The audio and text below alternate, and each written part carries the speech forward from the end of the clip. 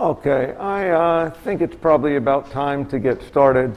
First, again, I'm sorry I was not able to be in class last on Tuesday. It was a religious holiday. Are there any, Yi Min was here teaching. How many people think she did a good job? Good. How many people think she did a bad job? Okay, I will relay that to her. If you have any particular instruction, suggestions for her, since she's just sort of relatively early in a teaching career, let me know, and I'd pass that on to her. But okay, are there any questions about last lecture? Last lecture was about dictionaries, and in particular about binary trees and binary search trees. Any questions about that comes to mind? Or is that completely understood now? Everything. Any questions? Yes? For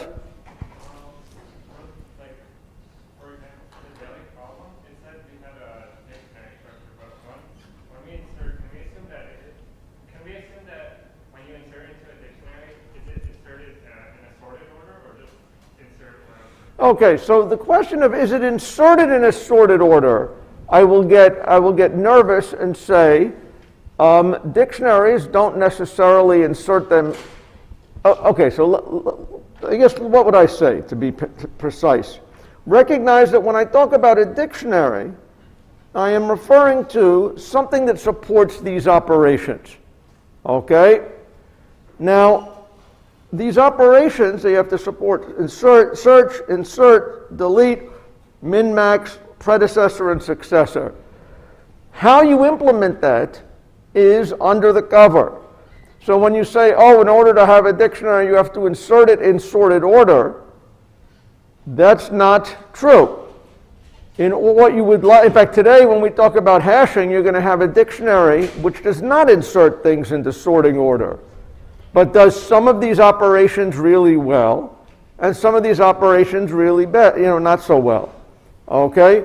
The important point is that these predecessor and successor operations give you the effect that you can walk through in sorted order. But what the data structure actually is, I don't want to say. Okay, so now, I don't know if that was your question, but that's what raised my hackles at first. Now do you have a question? Also, for like the daily problem, when you call in order, does it sort it or? Okay, so what does it do? Okay, this is an important question. And again, I'm going to go, this is for today's daily problem, right? I'm going to go do today's daily problem.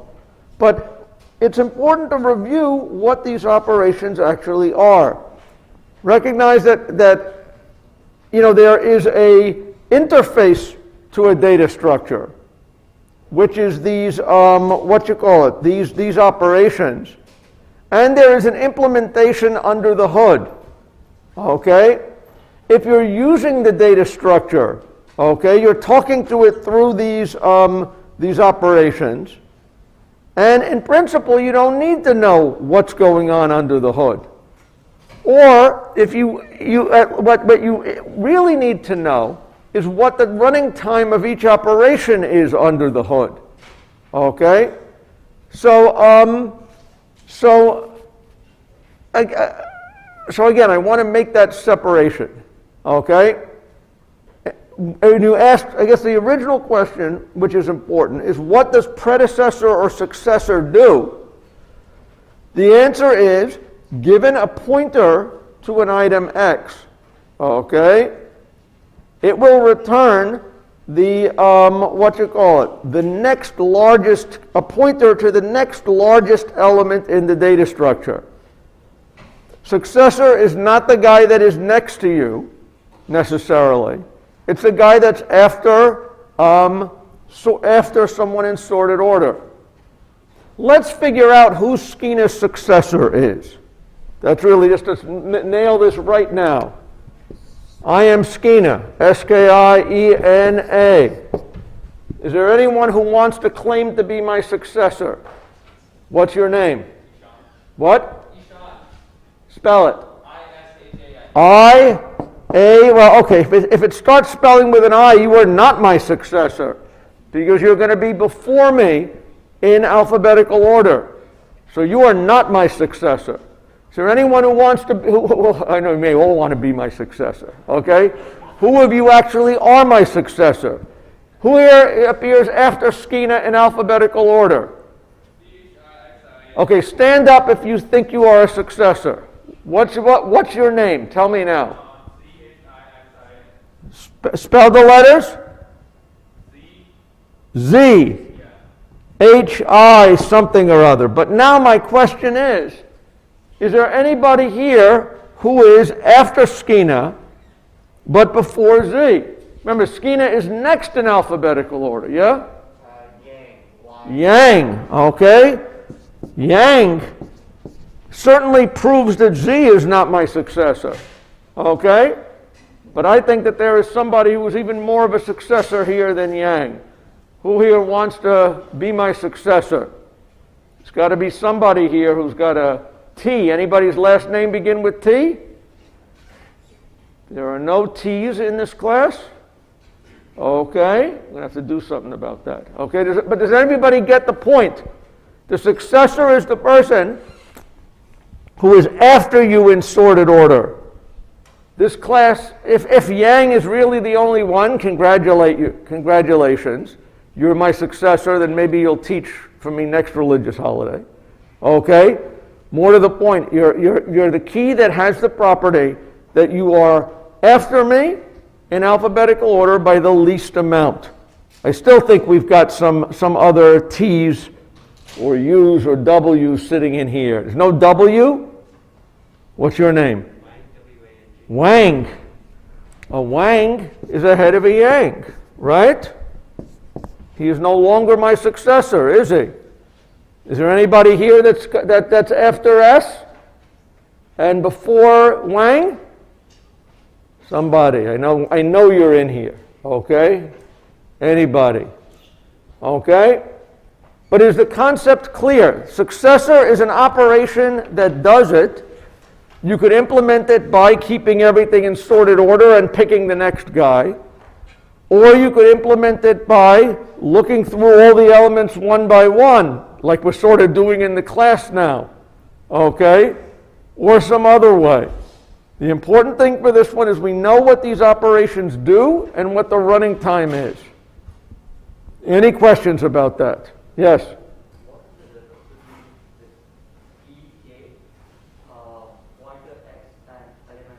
Okay, so you're saying, what is the difference between the key K and X? Is that kind of what you're asking? Okay, so I may have been sloppy there, okay? What these data structures are supposed to return, X is supposed to be a pointer to the element. That's what I want to say it is, okay? The element in the data structure presumably has a key, which is like the name or something like that, may have some other things, okay? The important difference here is when I say an element that's sloppy, I usually should mean that it's a pointer to the element, okay? But there's a big difference between a key, K, which is just the field here, and a pointer to the item, okay, which is the full record. Any questions about that? Okay, we'll discuss this more when we go over the daily problem. But first I wanted to just ask about a couple of other things. You guys, first of all, should have your homework is due a week from now, right? So now people should be starting to have partners and starting to be serious about doing this. Any questions about the homework or the procedures or getting that done? Yes? Say that again? Is it okay if the homework what? Is handwritten. It's okay to be handwritten so long as it is scanned and whatever and uploaded to the website. So long as you can find a way to take your handwritten thing and stuff it through the web. So you upload it, that's fine. Any questions? Yes. Can you use outside resources for the estimation problems? So the estimation problems, you can, but I actually encourage you to try to guess the answer before you look. So part of you are saying, there might be a question like how many ants fit in an aardvark? Okay, aardvarks are anteaters, right? Now part of the question may be, you may say, oh, to do this I need to know how big is an aardvark and how big are ants? Okay? It's okay to look it up and maybe it's healthy, but I encourage you to guess the answer first. Because part of the thing with estimation is usually, if you think about it in a reasonable way, your estimation is going to be right. Okay, now I've never thought of this aardvark before. That frankly is the first time it's ever come up in mind. But let's think about it. How many ants fit in an aardvark's mouth? Okay? First question is, how big is an aardvark's mouth? What do people think? Okay? Is it, I think I've seen them in zoos. How big, what do we think is the capacity of an aardvark's mouth? I'm going to guess it's like a quart of milk. That seems to me to be a bottle about this big. That's probably about right. Does anybody else have a different opinion? Okay. Now, I may be wrong, but I know an aardvark does not have the capacity of a bathtub. And I know that it's bigger than a teaspoon, right? So while I may be wrong, I'm not unbelievably wrong. I've got upper and lower bounds on it, right? Now, how many ants fit in a quart of milk? Could I figure that one out? Well, let's just see. How much does an ant weigh? I've got an ant. She weighs about 150 pounds.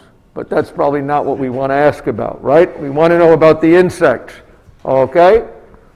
How many ants would there be per pound? Is there any way that we would make a guess at this? Maybe you have to look this up. Does anyone have an idea how they'd guess how many ants there are in a pound? Or in a quart or a bottle? Ants are small. They're probably, to me, an ant is probably about the size of a sprinkle. That you put, you have ice cream, you put sprinkles on ice cream? Does everybody agree that an ant is about the size of a sprinkle? I believe. They may be lighter, I think, than sprinkles. But still, it's not 10 times lighter than a sprinkle. So now I think this tells me how many sprinkles fit in a quart. Okay? And now I'd probably go back and I can reason about this maybe, if I took a teaspoon of sprinkles, that probably is what covers an ice cream cone. That's about right, I think. Does everybody kind of get that? I think I'm right there. And how many sprinkles are on an ice cream cone? I am going to guess probably about 100. Okay, it's not 10, and it's probably not 1,000. Okay, now I've got 100 ants on a teaspoon. How many teaspoons in a thing of milk? Well, let me guess. How many teaspoons do we think there would be? 3 teaspoons makes a tablespoon. A tablespoon, I don't know if it's an ounce. Okay, an ounce is 1/16 of it. 50 times that, 50 times 100. I'm going to give it 50 times 100. That's 1,000, 10,000. I'm going to guess 50,000. Okay? Now you can look this up. Okay? And it'd probably be interesting to know how big an aardvark's mouth is, or how many ants they really, how much ants really weigh. Okay? But by doing this kind of thinking, I think you can get reasonably close. And I encourage you to try just before you look it up. Any questions? Okay, good. Okay, one last thing. I know we have a longer warm-up today than usual. How many of you are familiar with HackerRank? Have you ever heard of HackerRank? It's a company that does various that helps. It's an interview website type thing for computer science people, and you know, they happen to have a career fair on Monday, a virtual career fair, but they happen to have a, what you call it, oh goodness God, what do they call it? They happen to have a keynote speaker for their career fair, who happens to be me. So on Monday, if you're interested, at the HackerRank Virtual Career Fair, which you can sign up, I'm giving a talk on the advice I give my students. Now you guys are students, so you guys are my students. So you can, if you want to hear that kind of advice, a good thing to do is to go to the HackerRank Career Fair. Any question? I think my talk is at 1 o'clock on Monday, but you may have to register for that. Any questions? Yes. I should go, if you look on HackerRank Virtual Career Fair, you'll find it, and if not, somebody find it and post it, and if not, somebody ask me and tell me to post it, okay? Any questions? Okay. Any other prerequisites now? Or should we get into the material? Okay, good. So what is the problems of the day? Problems of the day said, you're given the task of reading in n numbers and then printing them out. You're assuming you have a balanced dictionary structure. I don't know what balanced means. Trees are balanced. But I'm told that maybe it's a balanced tree dictionary structure. That's actually not important. What's important is it supports each of the operations: search, insert, delete, min, max, successor, and predecessor. All of them take log n time each. Okay? Now, how can we use this data structure? In order to sort items in n log n time, if we're only allowed to use minimum, successor, insert, and search. Does everybody see that? We have a dictionary. All of these operations can happen in log n time. Worst case time, how do we use it? Can anyone make me a proposal? Yes? We can get the minimum and then insert it, and then from then on, get the successor of the. So you get the. Okay, so I'm hearing. Hearing insert, min, get successor. First thing that we have to do is build the data structure. Okay? How do we build the data structure? We probably have to do something like for I equals 1 to n, insert into our data structure S, element A sub I. Okay? This builds our data structure. Now we have our data structure. Now what are you telling me? Well, you insert the minimum into the first index of the data structure. Okay, you're saying, oh, find the first index of the data structure. I don't know that there's an index to the data structure. All I know about this data structure is that it supports these operations: insert, delete, and it does insert, minimum, successor, search. Maybe it's using a quantum computer that doesn't know how to do an index. I don't know what it does. Okay, you have to use these operations. You insert the minimum and then. Insert the minimum. Now here's where I'm getting nervous. I've built this thing. How do I know what the minimum is? I have to find the minimum. So everybody agree it's find, right? What if I say x equals min of s? Okay? Now maybe here you want to print out x. Remember, you want to print these items out in sorted order, right? The minimum's going to be first. Now what do I do? You set successor of x, which is min. Wait, we want to insert it into the dictionary structure first, right? Okay, first of all, let's do this thing. This built the entire dictionary. Let's think how I'm doing this now. I built the dictionary, I found the min. Here's where I'm using the power of my dictionary, right? Then what am I going to do? I'm going to do something like for I equals from 1 to n minus 1. Okay, what am I going to do? I'm going to say x is equal to the successor of x, and I'm going to say print x.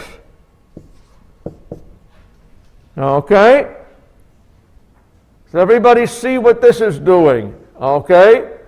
And does everybody see, again, I built the data structure by inserting everybody in. I found the smallest element, and that had to be first in sorted order, right? Then, for the rest of the elements, what did I have to do? I found the successor to x and returned a pointer to that, and then I printed that guy out. And then the next time through, I found the successor to the successor, the successor to the successor to the successor, right? Notice I'm not playing with any indices here, okay? What's going on under the hood of this data structure is the data structure's business, okay? But what is the running time of this sort? How much time did it take to build my dictionary? Can anyone tell me how much time did the first 2 lines take? Yes. N log n. I'm doing n insertions, each of which is told will take at most log n time. N log n. How much time did it take to find the minimum? Log n. How much time did it take to print the thing? Constant, 1 step, right? Now, how much time does it take to go through and find all the successors and print them? How much time does that take? N log n. It's n times log n plus 1. Log n plus 1 is log n. N times that, it's n log n. What is the sum of n log n plus log n plus 1 plus n log n? What is it? N log n. Does everybody see how we did that analysis? And it fell out of the guarantee of the data structure. Any questions? Yes? In this case, I'm not actually touching the data structure at all. I didn't rearrange it at all. Successor is simply walking me through that data structure, right? I don't know what the data structure is like, but successor will always get me the next element. Any questions? Yes? Yeah, so I was just confused because in the first sentence it says to print them out, but then in the question itself, it says use the dictionary to sort. So I wasn't sure if we were supposed to just print them out or if we had to sort the dictionary itself and then print them out. Okay, so this is asking me, okay, so I'm going to say, anyway, what I'm telling you now is I'm printing them out, or if you wanted, you could have written them to an array. Does everybody see? Maybe that's what you kind of wanted to do. If so, it wouldn't have been any more expensive to change the print things to say copy into element sorted sub I, right? But we're not touching the data structure. Notice the data again, think about it. You've got an interface to the data structure, which is the outside thing. These operations, and some guts you don't get to see, right? So here we want to be able to use it as a black box where we don't see the guts. Okay? Any questions? Yes? Is there any reason why you don't use the while loop? Is there any reason why I don't use the while loop? Because I'm not that good a programmer. I could have used while loop, but what would my condition be to end? My condition would be that I have to go around basically until I hit the end of the array. Okay? And I don't know what, it could be I could do something actually the right way if you're determined to use a while loop. I could change this and say while x is not equal to nil. Does everybody see that? Because the successor of the last element is going to be nil. If you want, I could do it this way. Is it better? Well, it depends upon who you like. I say they're both n log n, so to me they're the same, right? But that's why. Any questions? Okay, good. Now, suppose I am allowed to do min insert, delete insert. Can anybody tell me now how to build a sort where I'm allowed to do only min, insert, delete, insert? Yes. First I start building my dictionary again. What is this? Maybe I'll put it over here.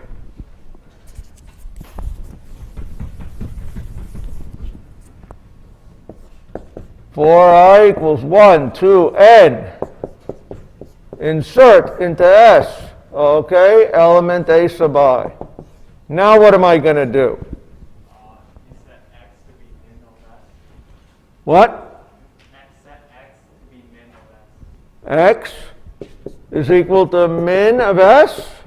And now what am I going to do? And while x is not null. While x is not equal to nil, what do you want to do? Print x. Print x. And then you delete x from the dictionary.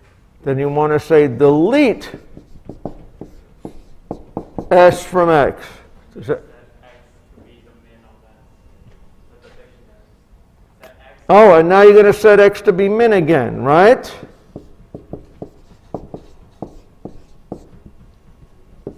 Does everybody see what he's doing? He's finding the smallest element. Then he's going to delete it. And now then the question is, who is the next smallest element? The smallest remaining element is the element that was smallest except for the big guy. You kill the big guy, he's now the king, right?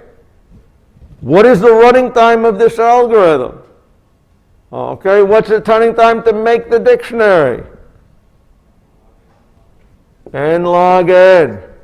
What's the time for this? To find the min of one element. What is it? Log n. This is a loop that's going around at most n times. Inside I'm spending 1 plus log n plus log n. That's n times log n, right? What's the total cost of this thing? N log n. This adds up to n log n. Does everybody see that? Everybody see how I'm not messing around with the pointers or the details of the thing? I'm just using the library functions and taking their guarantees. Which is faster, this sorting algorithm or the other sorting algorithm? Or are they the same? Yeah? They're the same in big O world, right?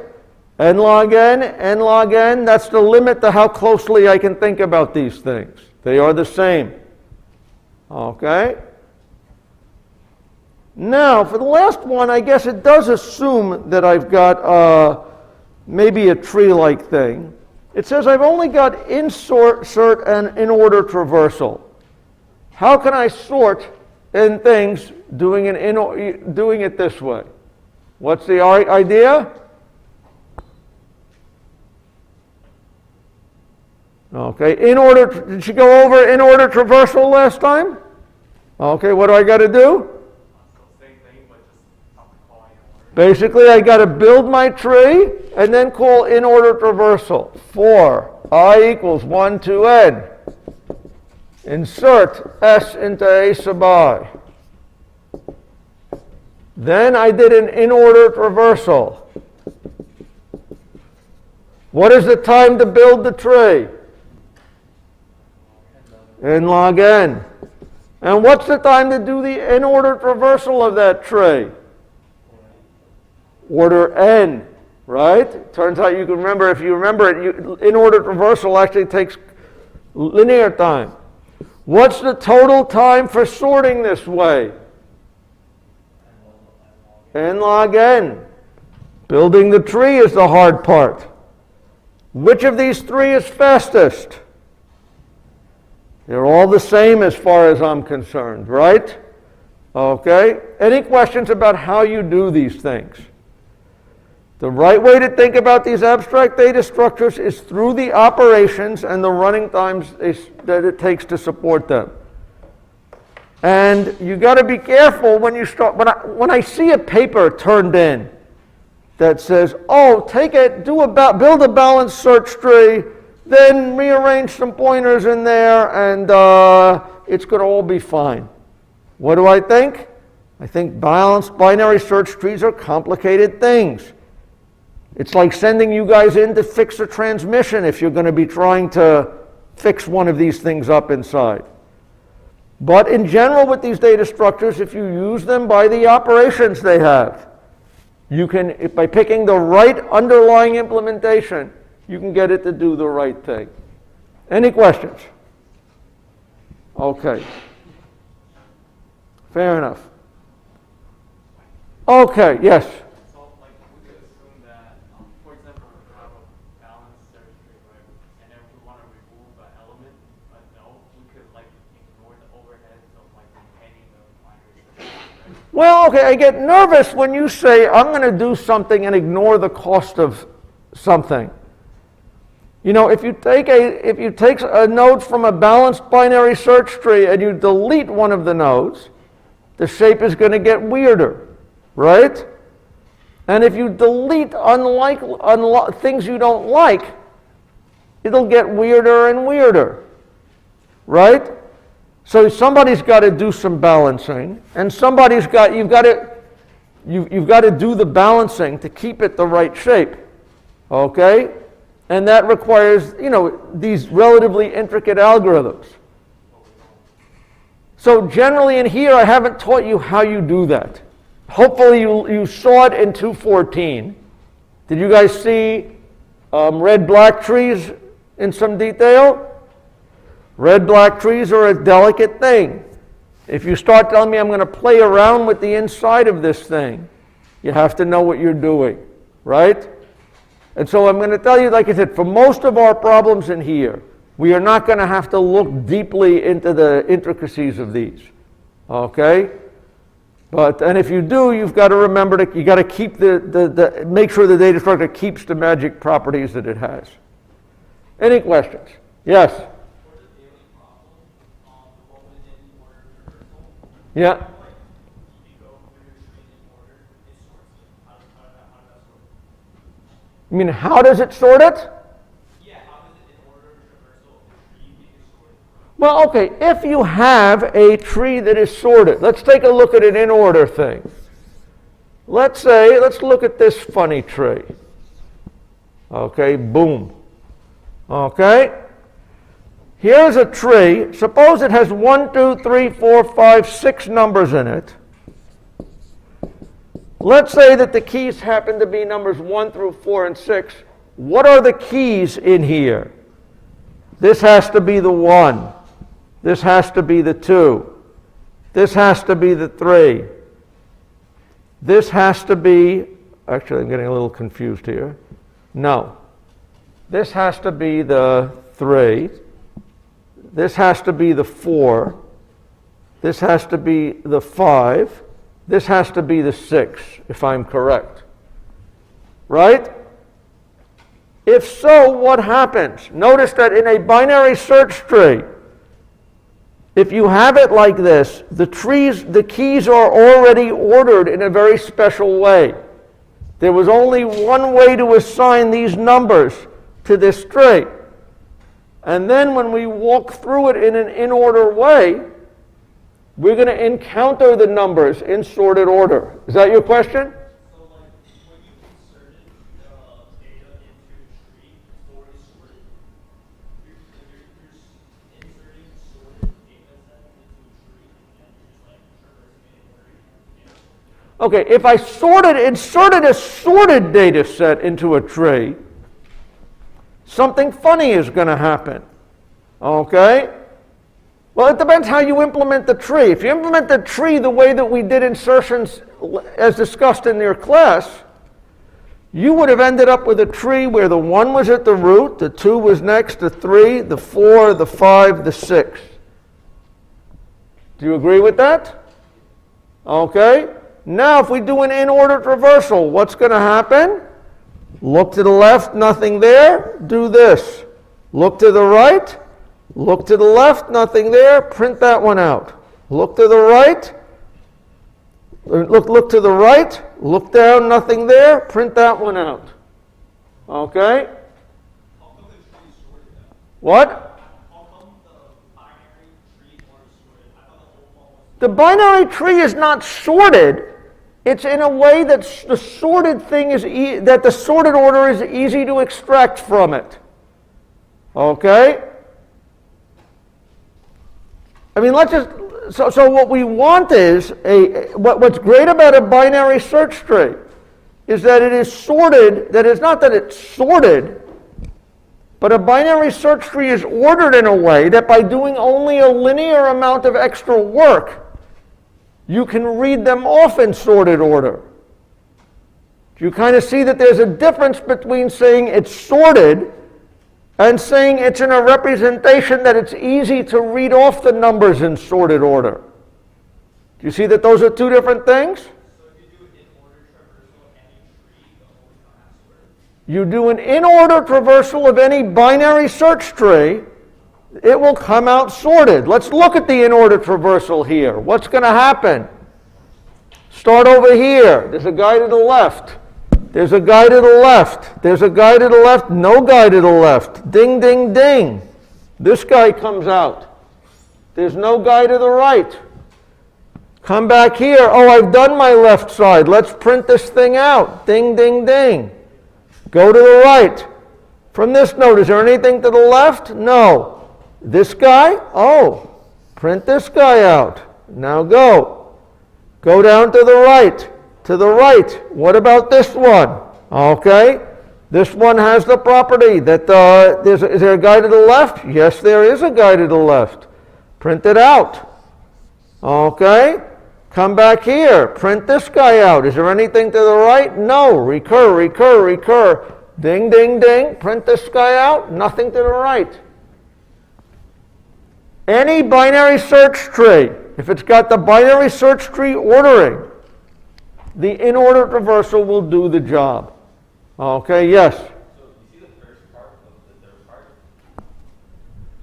The one before for the third part's algorithm, right? So does that first part already insert it into the dictionary as a binary search tree? Okay, in this case, I'm telling you that yes, if my dictionary was a binary search tree, the act of inserting it built the binary search tree, right? If I had a different implementation, I don't know how to, if a in-order traversal of your data structure takes order n time, then the time it takes is the time to build the data structure plus order n. Okay? And a binary search tree happens to be a good thing to do that. Any questions? Okay. That said, I'm now going to talk about, for the rest of class, about a different kind of data structure for maintaining a dictionary, which is a very, very practical way of maintaining a dictionary, which is not using a tree and not using sorted order, okay? And it doesn't do all operations efficiently. Okay, binary search trees are wonderful because everything is log n or better. Hash tables have properties that basically insertion and deletion can run in expected constant time, okay, which is better than n log n time. Some of these other data property things like max and successor and predecessor, well, we're better off not talking about them. But for a lot of times, you really want to be able to do insert and delete and search, okay? And if so, a hash table is a way of doing that in quote unquote, let's say expected constant time. Okay? And hashing is not something you're going to use on the homework, because the homework we're always talking about is worst case time. And hashing, unless you do some special magic, which you might read about in the new edition of the book under perfect hashing, but even there the magic's a little bit weird. It doesn't guarantee you anything, but it does give you an expected, very practical thing, and it's something you should know about. So I want to spend today talking about hashing and hash functions. Any questions? Okay, so what is a hash function? A hash function is a function that takes a key and returns an integer. We're going to use that integer to describe basically where we're putting our item. Okay? And arrays, if you remember, were great data structures because they took constant time to access information if you knew where it was. The idea of a hash function is to compute where the item is, okay, and then go to that place to find it. Okay? Any questions about that? So hash functions, remember, are things that would map the key itself to a number, let's say from 1 to n, okay, or 0 to n minus 1. So it could serve as the index into an array of size n. Now, hash functions, which I think I'll make clearer in a minute, have the property that when you map a key to an integer, different keys can get mapped to the same integer. Okay, that's kind of one of the important points here. If I map everyone in this classroom has a name. If I want to map your name to an integer, okay, it's very, very hard for me to map your name to an integer that you can compute just from the name, yet guarantee that somebody else in the class didn't have the same, get mapped to the same number. Okay? So hash functions, every name gets mapped to an integer. That name will always get mapped to the same integer, but two different names might get mapped to the same place. If so, that is what we call a collision. Two different keys get mapped to the same place. Okay? Now, if we have an array of size n that we're going to use as our hash table, and we're going to maintain all the keys that get hashed to the same bucket, okay, in a linked list. If we have an array of n linked lists, and we're going to put a total of n items into the hash table, how long is the average list? Let's think about it. If I take the 100 people in this class, and I throw you at random into 100 different buckets, what's going to happen? Maybe you each got thrown into a different bucket. Maybe you all got tossed into one bucket, but that's unlikely. More likely is that you got tossed into buckets where you're going to have very, very few people in the same bucket as you. Okay? In general, if we have a good hash function that spreads keys around sort of uniformly, you end up with a world where you are representing your dictionary by an array of linked lists, and all of these linked lists are fairly short. Okay? Any questions about that? I'm not sure I'm communicating this well, so I think I want to make sure I have some questions here. It's not that hard right now. Okay? What is the point?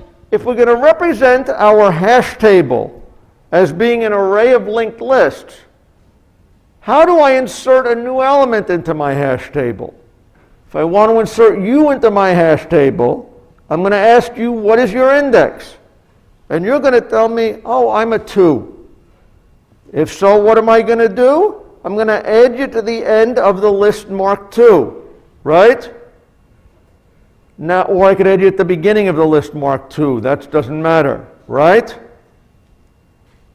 If it took constant time to get that index 2, inserting this into the right, finding the second list is just reaching into an array. That's constant time. Inserting him into that list is going to take constant time. Does everybody see how that works? If I now want to search for this guy, okay, let's say I want to search for Joe. How do I search for Joe in the hash table? I take Joe and I find the hash code associated with Joe. Let's say that comes out to be a 4. What am I going to do? If Joe is in the data structure, he's going to have to be on the 4th list. And I'm now going to look. My 4th list right now happens to be empty, according to this. That means Joe isn't in the dictionary, right? What if I now look up Mary? Mary happens to hash to a 7. Is Mary going to be, right now there are 3 elements in that list. Is Mary in my data structure? If she is, she's going to be one of the items on the 7th list. Searching for whether Mary, the key of Mary, is one of the items in this list takes time proportional to that list. If that list is of constant size, finding Mary is going to take constant time. Does everybody kind of see me on this?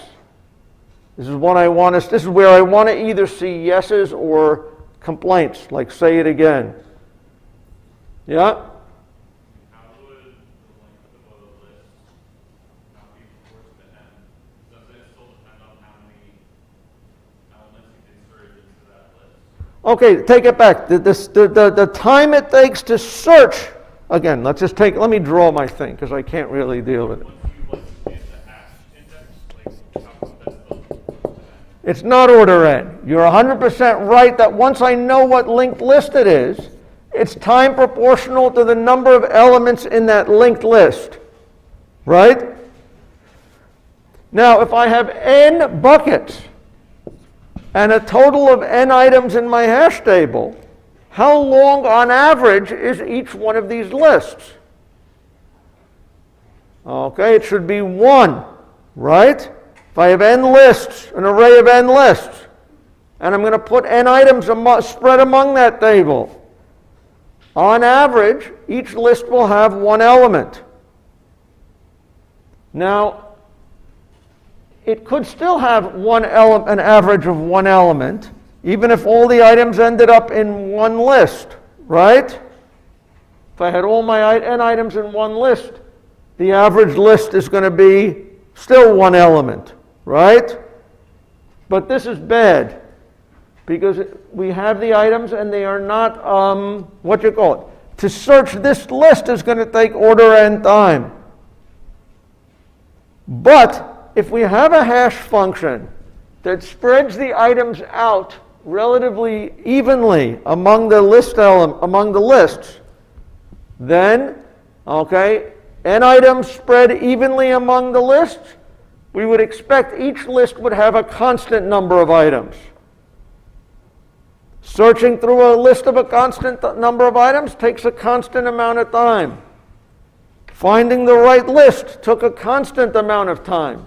Just evaluating the hash function. Deleting an item from the list. How would I delete it? I find what list it's in, I find a pointer to it, and then it's just linked list deletion, right? So the basic operations of insert, delete, and search, if I represent my hash table by an array of linked lists, this should be relatively clear, works pretty well. If I can come up with a function that spreads keys around fairly uniformly. Any questions about that? Okay.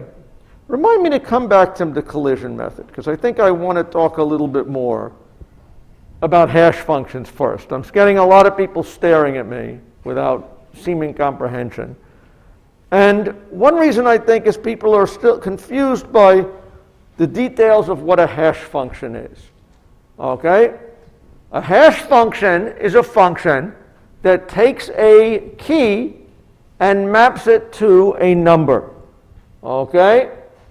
And what we really want is a function with the two properties. Well, first of all, we want it to be somewhat efficient to evaluate, meaning it takes time constant if the size of the key is constant. But we also want it to tend to use all the integers, integers from 0 to m with equal frequency. Now let me show you how, there's different kinds of hash functions that will have that property. Let me show you a simple one that will do it. One is, if you think about hashing data, okay, let's think we want to hash text data. We want to build a hash table on names. How can we map Skeena to an integer? Well, one way to remember is that you remember about character codes. You guys took something about character codes, right? And if you remember good old ASCII, every letter of the alphabet got mapped to a 7-digit code. Okay? 7-bit code. If we think of that, the other bit was a correction. But let's just say that this 7 bits, what is 2 to the 7? Does anybody remember? 2 to the 8 is what? 2 to the 8, everybody should know what 2 to the 8 is. 2 to the 8 is 256. 2 to the 7 is 128. Does everybody agree with that? We can interpret letters, okay, on a 128 character alphabet as numbers written in base 128. Let me think what this means. Does everybody agree that the number A, when you map it in ASCII code, is going to be some value between 0 and 127? Does everybody agree? Same thing is true for N. It's from 0 to 127. 0 to 127. Okay? In fact, I guess maybe this is a 40. And maybe E is like a 45 or so. And this maybe is a 53. It doesn't really matter what it is. But the important point is that we can interpret character data as being a sequence of numbers. Does everybody see that? Where each number is a number between 0 and 127. We can interpret this as a base 127-8 number. Okay? What is the value of the, you guys are used to dealing with base 10 numbers, right? What is the value of that base 10 number? Can anyone read that number? What value is that base 10? That's 127, right?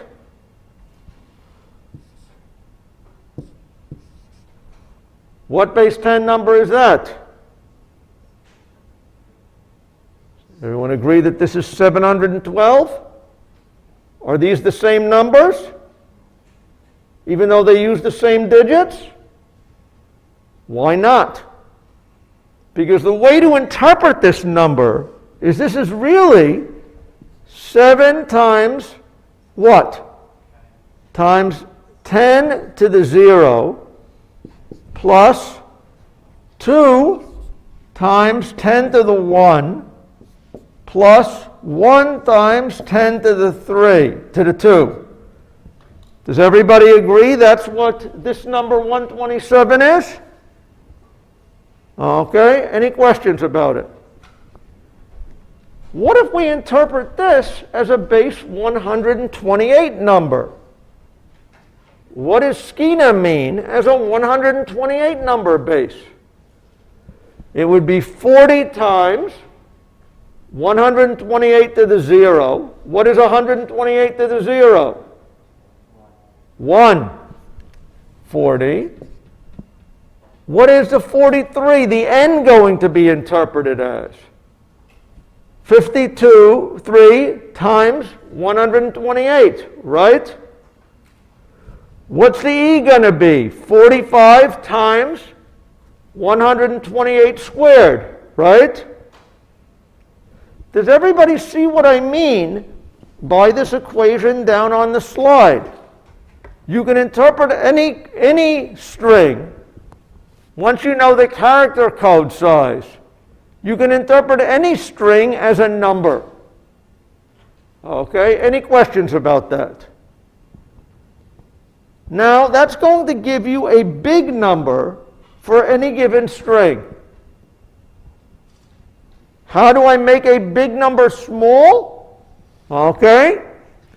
What if, let's say, I want that number to range between 0 and m?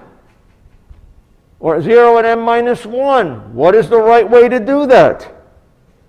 You guys are familiar with the mod function? What does the mod function do? It takes the remainder of a number when you divide it by m, right? And that number is going to be between 0 and m minus 1.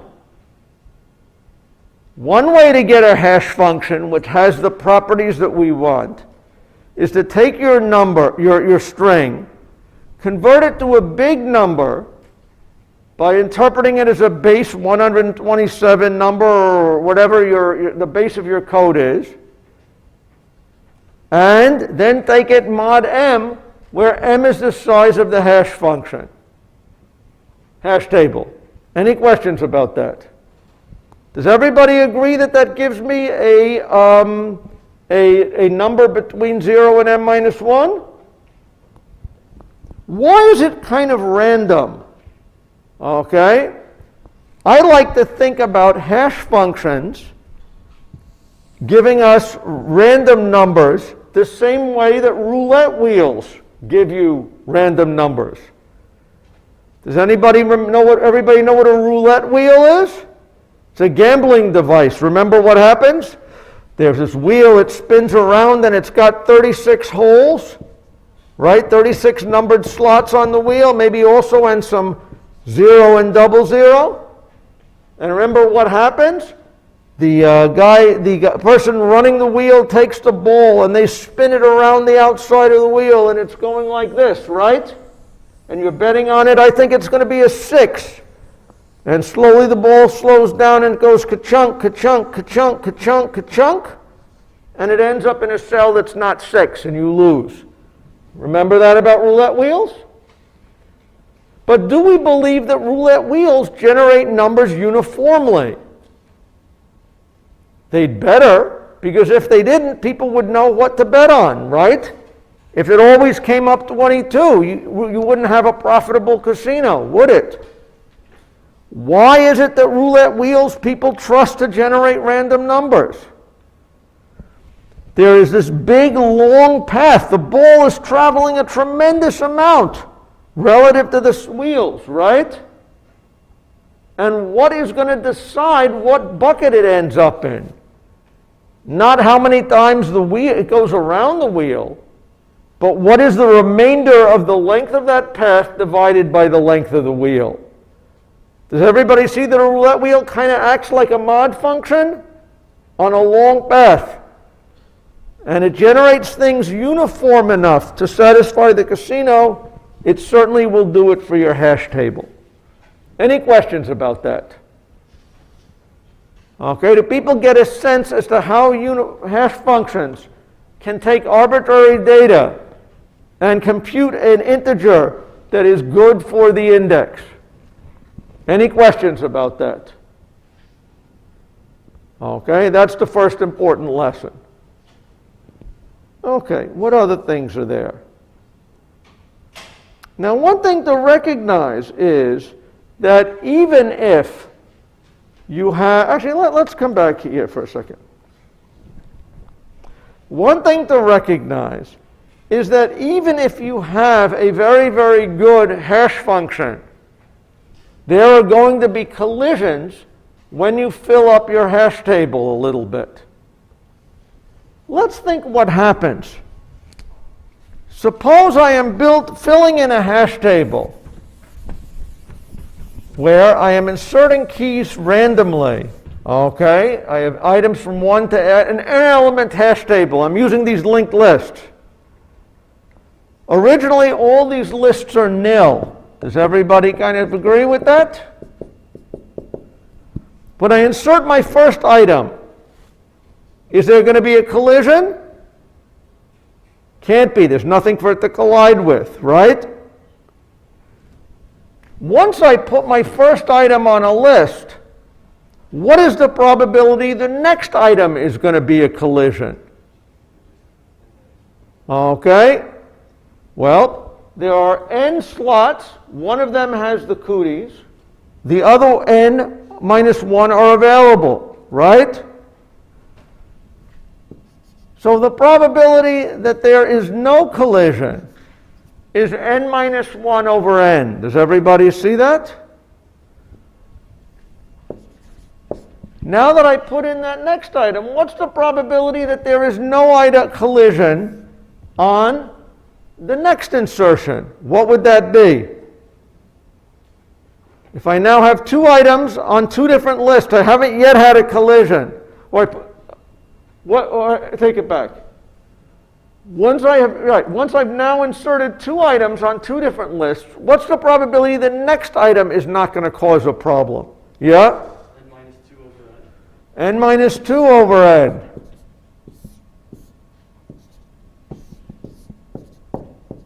So everybody see that if I want to figure out what's the probability I've succeeded in having k insertions so far without getting a collision, it means I didn't have a collision on the first one times I didn't have a collision on the second times I didn't have a collision on the third. Okay, does everybody kind of get that? Now, what's the most insertions I can go through without ever having a collision? Okay. Yeah. N.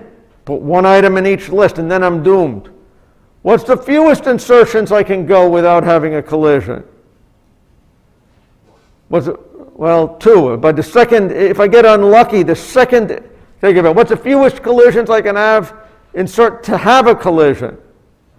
2. Okay. In general, the product of these probabilities, of the first m of these, is the probability that I won't have a collision.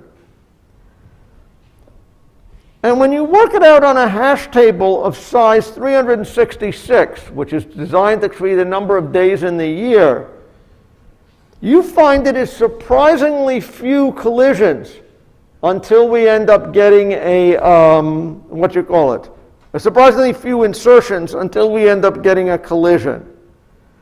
In general, if I have, you've probably heard this quote that said that if you have 22 people in a room, the probability that there is a pair that share a birthday turns out to be greater than a half. Okay? That is exactly the analysis that we have here. Undoubtedly, 2 of you people have the same birthday in this class. Why is that?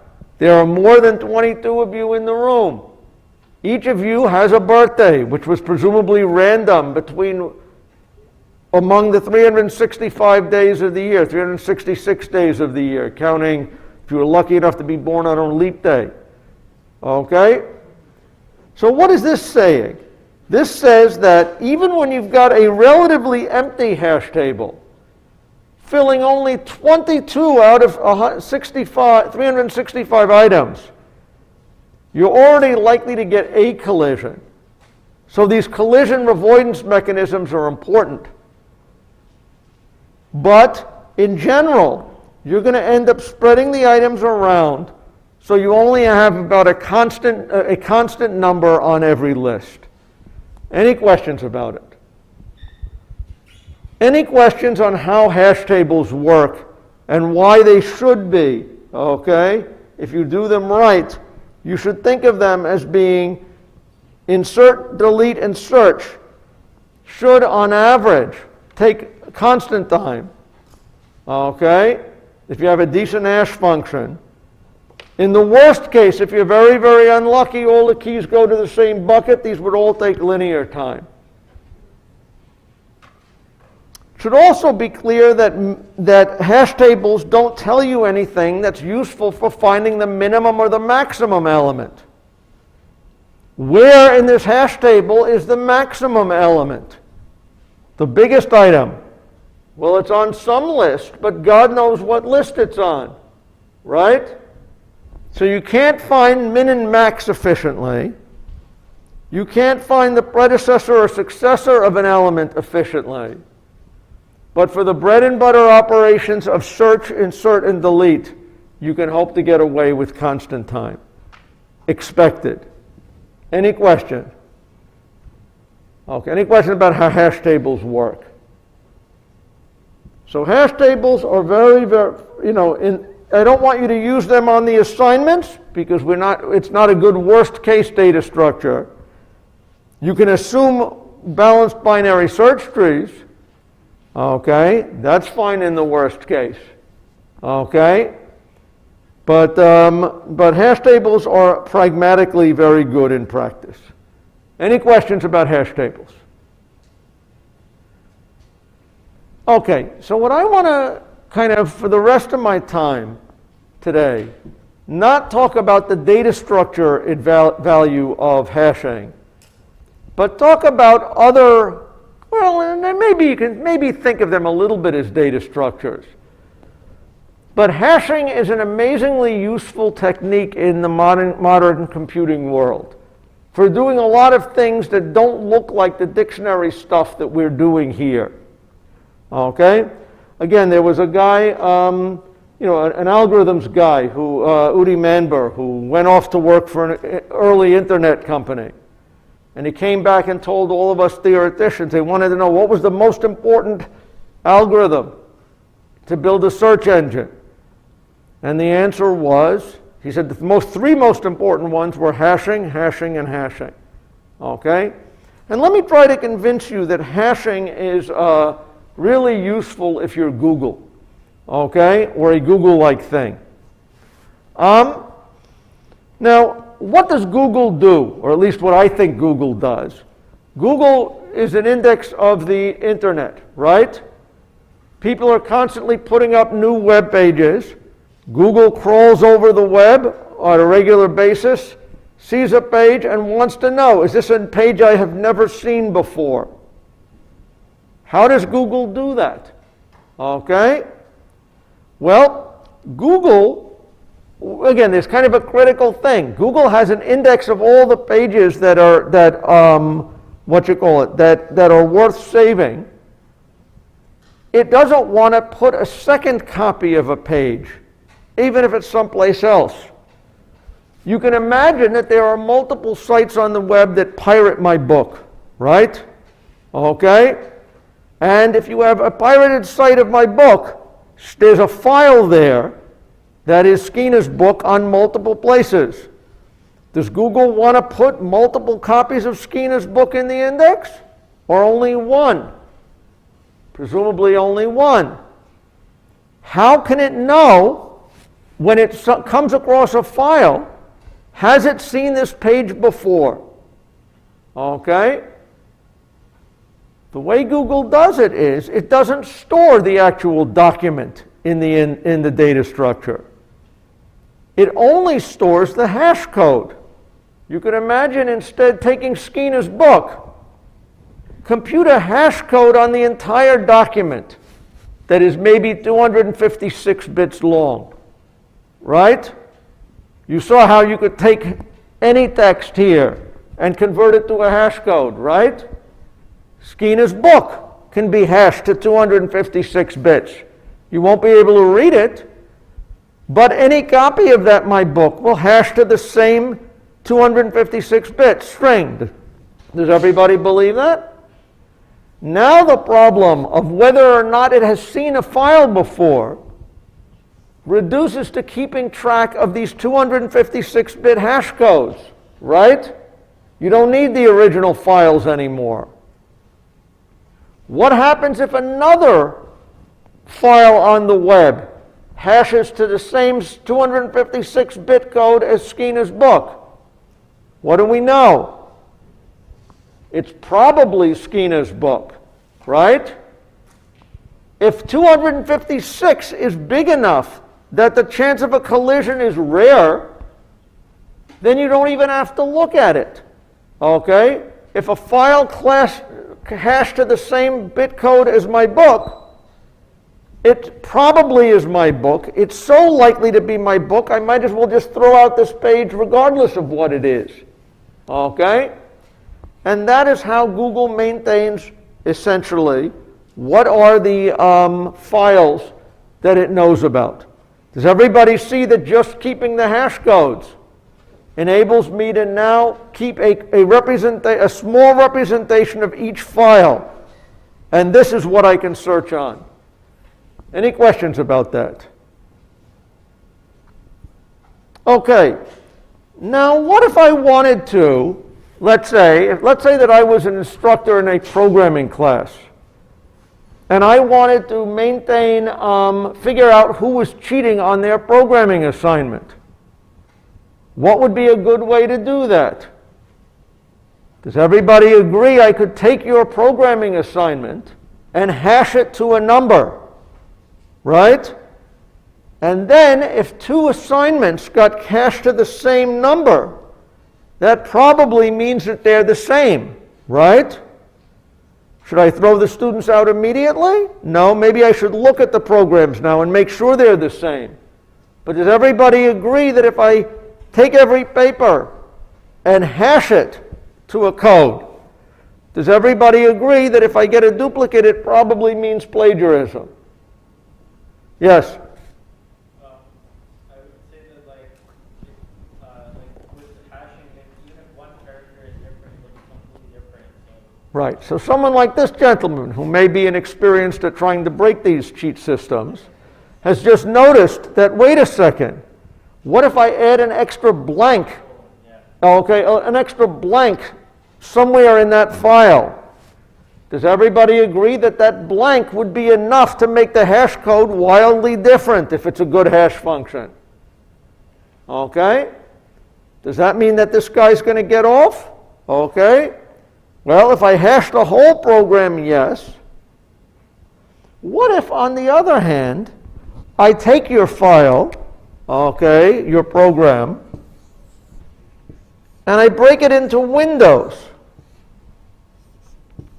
of text, maybe 200, 300 characters long, and I hash each one of these windows. Actually, let me just, to be precise, if this is your file, I'm going to hash the first window, the second window, the third window. You see what I'm doing?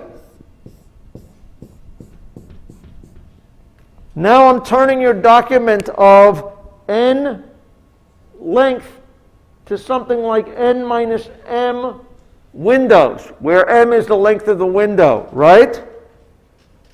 Now, even if, let's say, your friend here inserted one blank extra, what's going to happen?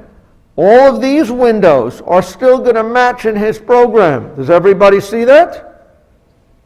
If I hash short windows, I am still going to, you can imagine a length of a window that's long enough to be unexpected, okay, that a collision won't happen by chance, yet short enough that you really have to start to mangle your document in order to make it not pass this test. Yeah? So what if this takes a lot of computational cost, though? Like something like that, or even just hashing the whole entire document in general? Like, how do they keep something like that? Okay, so first of all, you're saying you're worried about the computational cost. Okay, well, first, the professor's worried about catching you cheating and not worrying about the computational cost. Okay? But second of all, what's the cost of this is actually less than you might think. Why? Well, first of all, if I use a hash function right, actually, I'm not going to get to cover it in At the end of my slides, I'll talk about something called the Rabin-Karp algorithm. But if you use a hash function like that, the cost of computing each one of these things is order n. It turns out to be constant because this overlaps this one a lot. And if you have a clever hash function, even if this is, let's say, 2,000 long, this window, by only doing a constant change here, I can find the hash code of this, hash code of this. So there are tricks to compute these hash codes efficiently. You may still say, well, wait a second. Look, he's taking that document and computing a lot of hash functions, codes. There's even tricks to figure out which one should I throw away so that if you're cheating, I'm likely going to catch you in one. There's a technique called min-hashing. You can actually read about this in the new edition of the book. Okay? So there are tricks to get around a lot of these problems. Okay? And that is sort of how these things work. Okay? Any questions about it? What other things did you guys do to try to cheat when you were copying from somebody else's program? Or your roommate, somebody, what else did they do? They may have said, aha, I'm going to be clever. I'm going to change the name of my variables with a global substitution, right?